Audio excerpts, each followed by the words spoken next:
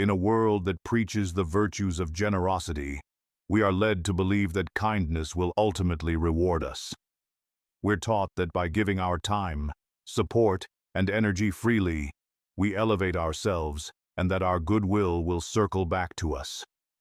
Imagine pouring your heart into generosity, only to find it makes you a target instead of a friend.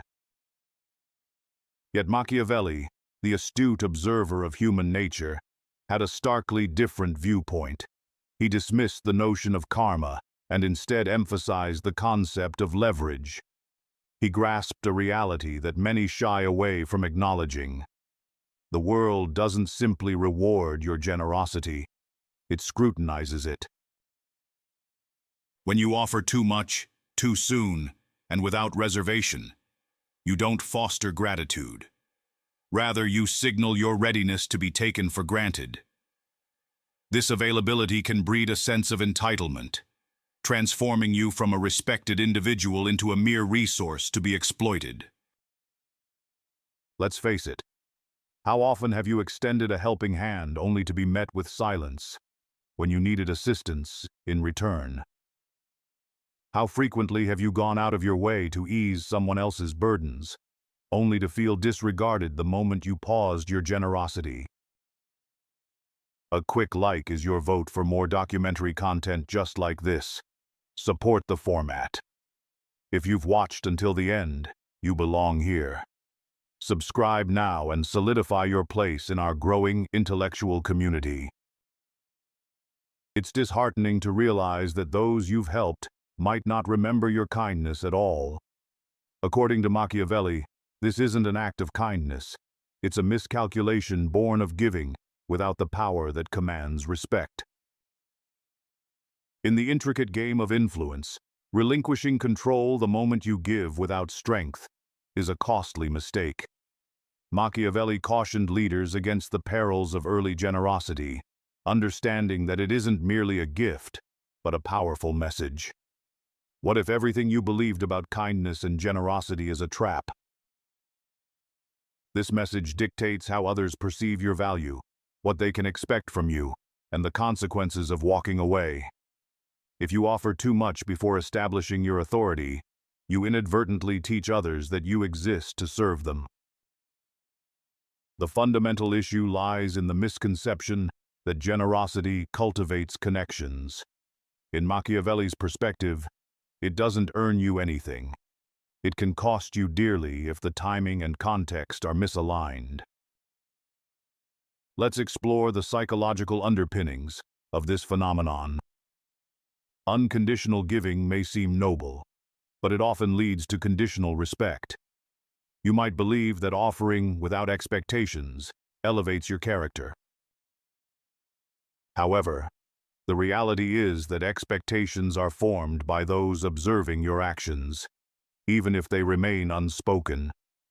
They notice how readily you say yes, how often you prioritize their needs over your own, and what begins as admiration can swiftly morph into entitlement.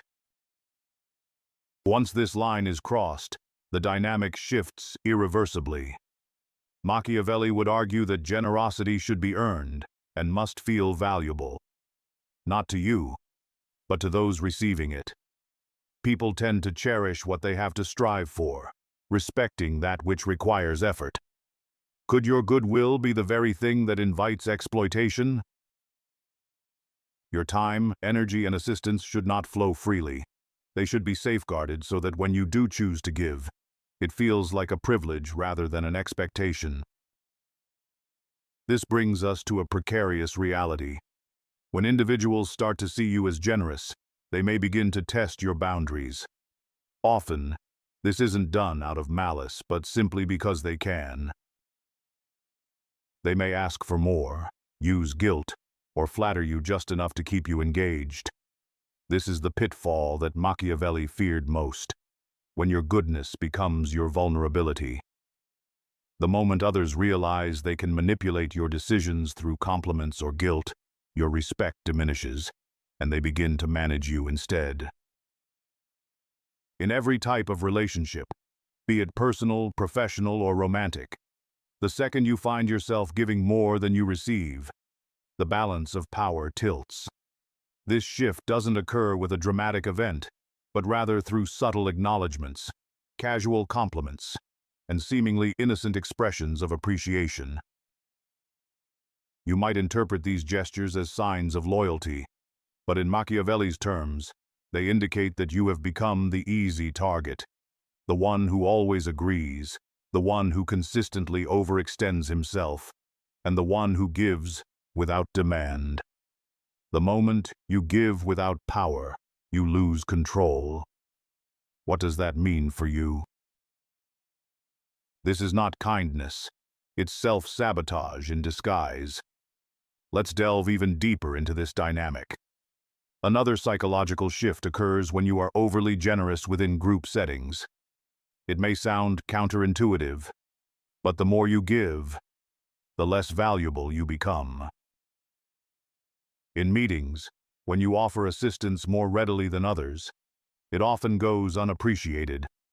In friendships, when you provide the best advice, you risk becoming the go-to therapist without recognition. In romantic relationships, your emotional labor may become invisible. Machiavelli would assert that true power lies not in the act of giving, but in the ability to withhold. The individual who can say no commands attention. The one who gives only after being asked, after observing others demonstrate their worth, and only when it serves a strategic purpose is the one who truly holds sway. If you want your kindness to be valued, then stop being the first to give. Allow others to approach you, to strive, and to earn your generosity. This approach is not cruelty.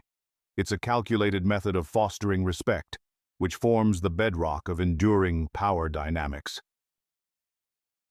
This is where many well-intentioned individuals falter before the game even begins.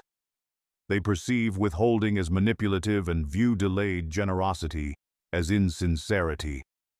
However, Machiavelli understood that what people pursue, they cherish, while what they receive too easily is often taken for granted. If your acts of kindness have gone unappreciated, if your generosity has turned you into a mere shadow in your own narrative, it's crucial to recognize that the issue lies not in your benevolence, but in how it has been employed. Machiavelli would assert that there is still an opportunity to turn the tide. However, this transformation demands a ruthless change in approach. Instead of giving simply because it feels rewarding, you must begin to give when it enhances your power. The most insidious aspect of generosity is its veneer of righteousness. It feels noble, as if you're embodying the role of the virtuous individual. You convince yourself that your generosity builds connections and fosters loyalty, that people will fondly remember your support during their times of need. Yet, Machiavelli would scoff at this notion, fully aware of the harsh realities of human memory. People seldom recall kindness when it's readily available. They only acknowledge it when it's withdrawn. When you provide assistance without reservation, you risk becoming background noise, ever present, always accessible, yet invisible. When your support is taken for granted, your absence loses its significance. And here's where it takes a darker turn. The more generous you are, the more resentment can brew when you finally decide to step back. You might expect gratitude for all you've given, but instead, they question your motives.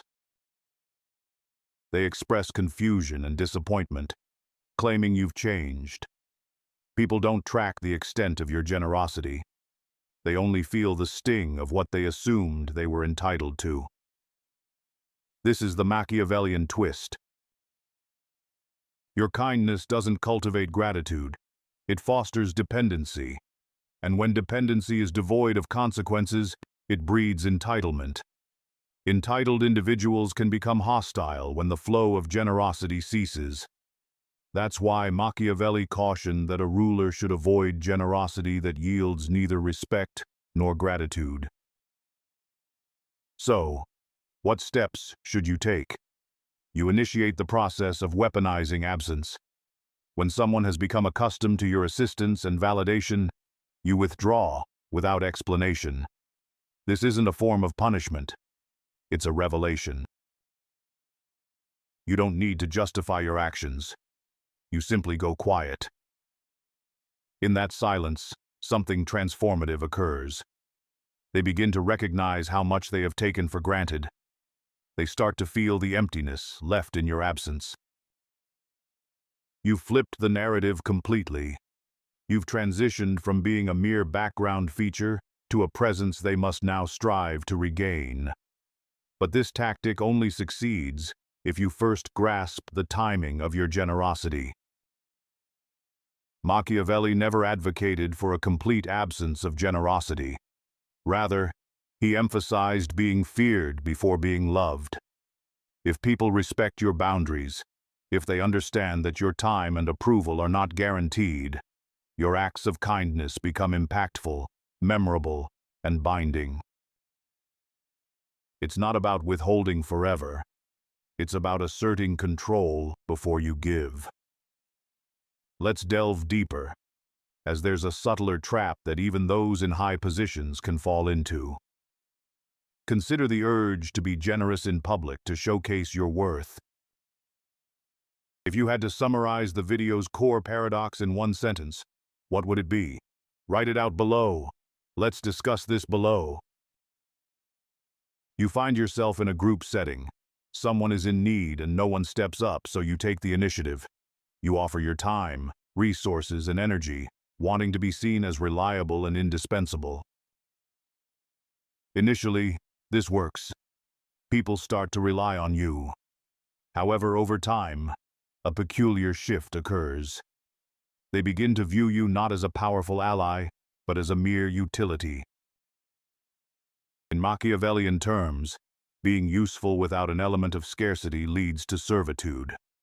Once people perceive you as perpetually available, your status transitions from that of a respected figure to a mere tool. They may admire and praise you, but the fear of losing you dissipates. And once they no longer fear your departure, they have already lost you. So here's the critical shift. You don't establish your worth through giving. You do so by becoming irreplaceable.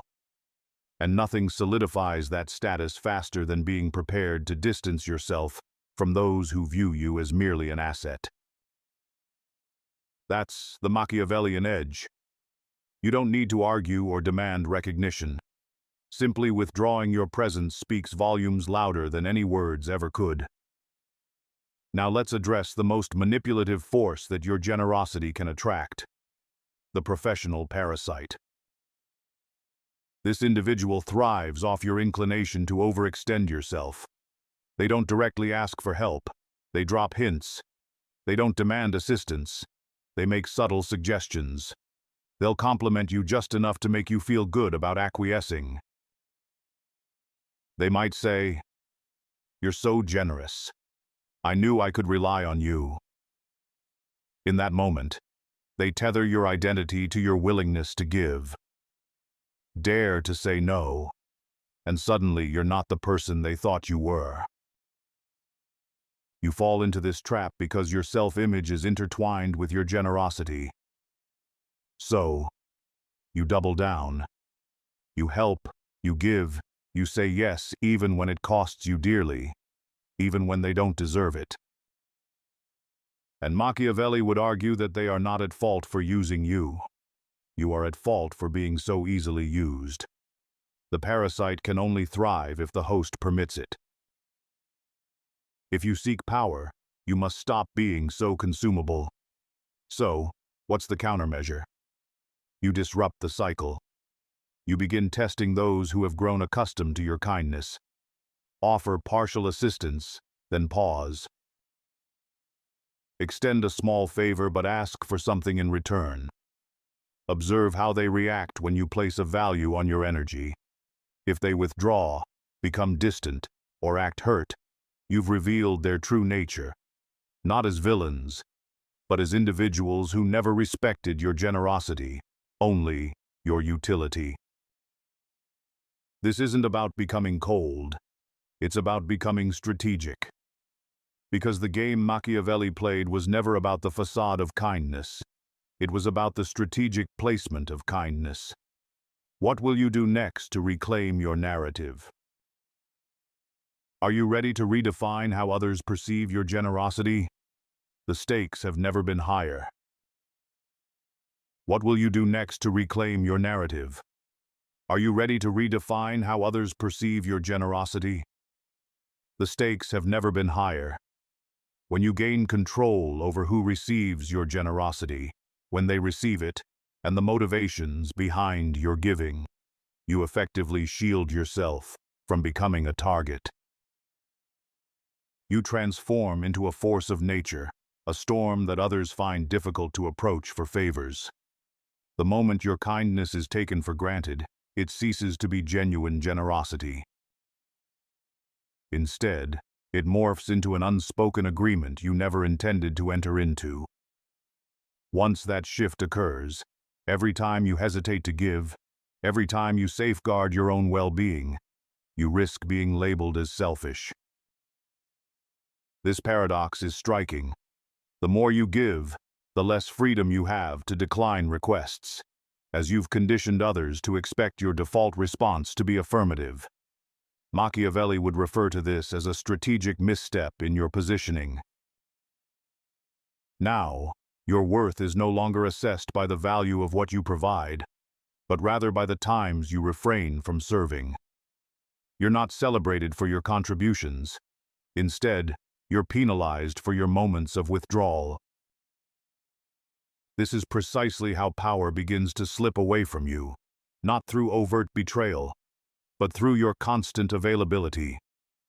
When you allow others to depend on you, their expectations rise, making it a challenge for you to reclaim your autonomy.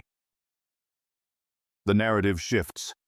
People start discussing your boundaries as if they're the ones experiencing a shift in attitude. They'll say things like, "He's not as helpful as he used to be," or, "She's been acting differently lately."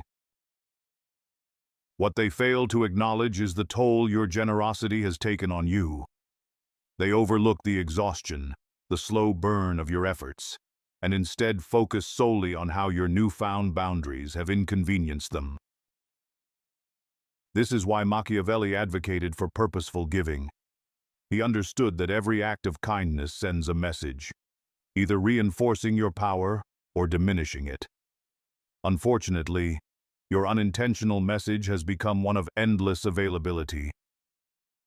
I'm always here for you, and I expect nothing in return. But this type of generosity doesn't elevate your status. It relegates you to a supporting role in someone else's story. Machiavelli would pose a critical question.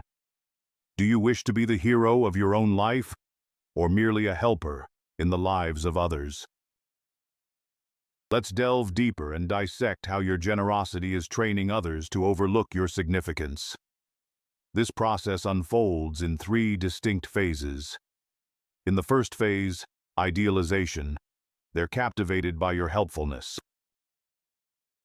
You make their lives easier, and they shower you with praise, calling you exceptional.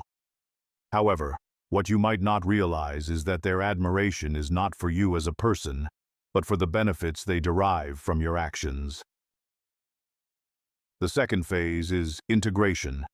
They begin to structure their lives around your support, relying on it as if it's an integral part of their daily existence.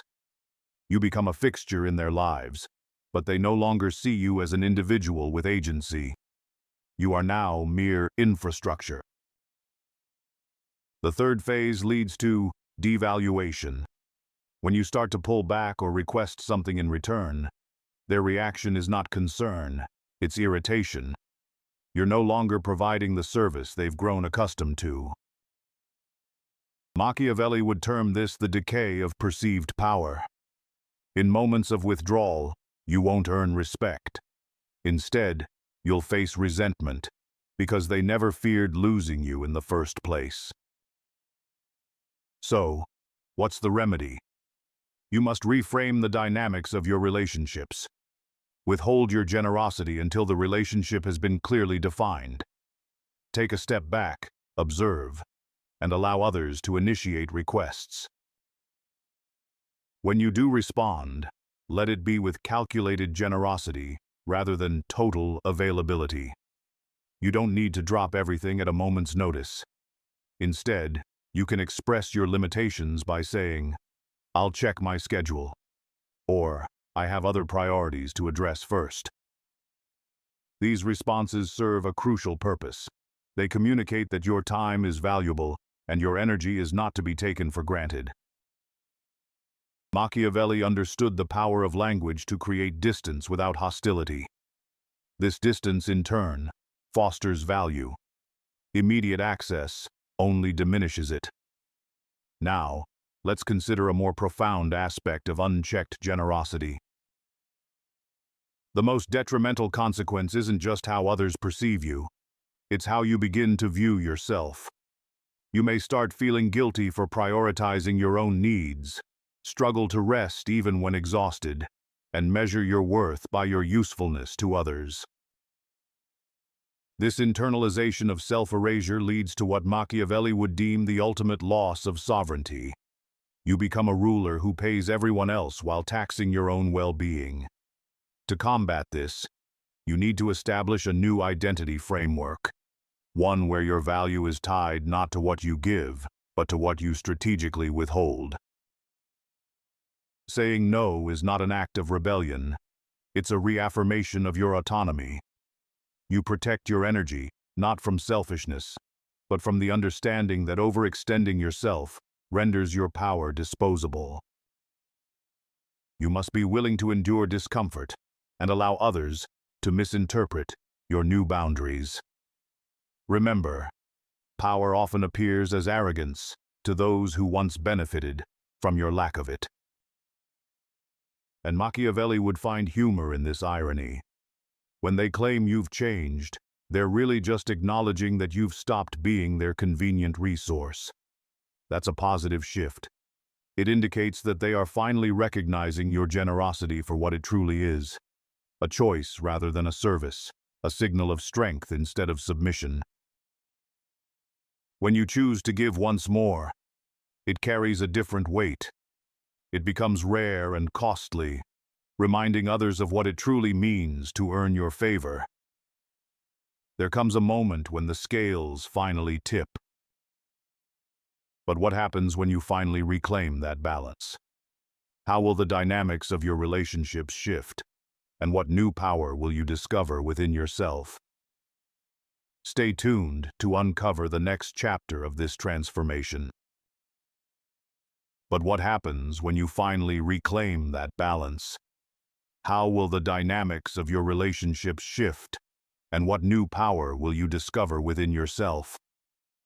Stay tuned to uncover the next chapter of this transformation. As the individuals who once took your support for granted begin to notice your newfound silence, an absence that speaks volumes, they will start to reevaluate their expectations. This shift is not marked by any explanation from you. Rather, it is the silence itself that commands respect. Machiavelli would never seek validation or appreciation for his choices. He would never feel the need to justify his retreat. Instead, he would allow the void to communicate his strength, prompting others to reflect on their behavior. If they fail to do so, you have successfully identified those who were never deserving of your generosity. Here lies the ultimate Machiavellian insight. Genuine power resides not in what you offer, but in what you choose to withhold. When people start to feel entitled to your time, your assistance, or your presence, the most effective strategy isn't confrontation, it's the art of scarcity. By making your generosity a rare occurrence, something that must be earned rather than demanded, you create a weighty significance around it, allowing it to resonate rather than merely fill the silence left by your discomfort. In saying no, Let's break this down into practical steps that Machiavelli himself would endorse. The first step is to introduce a delay before granting any request. Whether someone asks for your time, resources, or emotional support, create some space. This delay disrupts the sense of urgency that leads people to believe they control your availability. Simple phrases like, "I'll think it over and get back to you tomorrow," or "I need some time to consider this," serve to introduce friction, an essential disruptor of entitlement. Next, you must assess the value of the exchange. Before you offer anything, ask yourself a direct and honest question. What does this person bring to the table in return? While it doesn't have to be a straightforward transaction, there should be a sense of balance. Do they speak highly of you in your absence? Do they provide emotional support, loyalty, or insight? If they fail to reciprocate, then your act of giving isn't generosity. It's a slow erosion of your self-respect. Machiavelli would classify withholding as self-governance, recognizing that when you give without receiving, you cease to engage in a mutual relationship. You become a means to their end. The third step involves demonstrating value without declaring your intentions. This is where the strategy becomes an art form. You can still give, but do so infrequently and with careful consideration. When you do offer assistance, it should be framed as high-value support, extended only after the individual has proven themselves worthy. You might lend a hand, but only after they've attempted to help themselves first. Most importantly, you never label your actions as generous. Instead, let your deeds speak for themselves and allow your silence to amplify your message. As you become less readily available, people will start to pay closer attention to your cues. They will lean in, waiting for your words, adjusting their demeanor, and recalibrating their energy in your presence. You train them not through punishment, but through the power of absence and the calculated application of generosity.